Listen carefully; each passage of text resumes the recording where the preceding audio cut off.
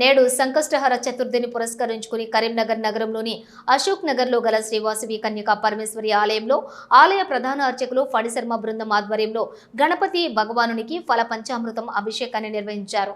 అనంతరం విశేష అలంకరణ చేసి గణపతి భగవానునికి దర్శనాన్ని ప్రజలకు అందించారు. అయితే ఈ కార్యక్రమంలోని అధిక సంఖ్యలో భక్తులు పాల్గొని గణపతి భగవానునికి ప్రత్యేక పూజలు చేశారు. పాలతో అభిషేకించారు. మంగళవారం రోజున విశేషమైన అంగారక చతుర్థి వచ్చినందున భక్తులు ఈ విశేష పూజలో పాల్గొన్నారని, ఆ గణపతి భగవానుని కన్యకా పరమేశ్వరి మాత ఆశీస్సులు భక్తులపై ఉండాలని ఆలయ అర్చకులు ఆకాంక్షించారు. ప్రత్యేక పూజల అనంతరం వాసవి ట్రస్ట్ ఆధ్వర్యంలో ఏర్పాటు చేసిన మహా అన్నప్రసాదాన్ని సుమారుగా 1000 మంది భక్తులు స్వీకరించారు.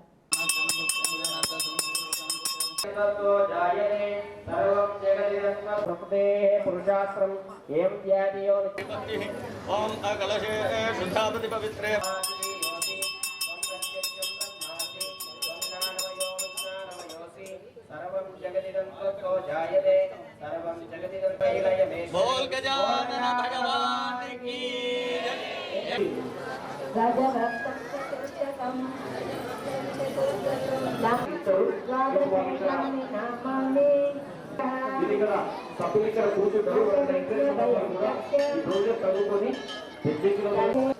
అమ్మ చరిత్ర.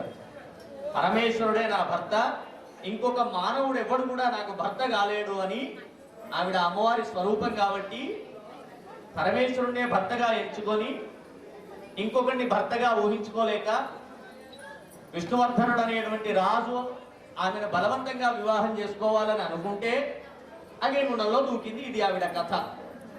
అటువంటి పరమేశ్వరునికి నగరేశ్వరుడు అని పేరు.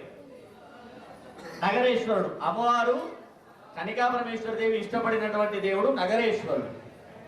ఆ నగరేశ్వర లింగాన్ని మన గుళ్ళో ప్రతిష్ఠ చేయాలి అనేటువంటి ఒక సంకల్పం జరిగింది. వాసవి కనికా పరమేశ్వరి దేవాలయంలో నగరేశ్వర లింగ ప్రతిష్టకి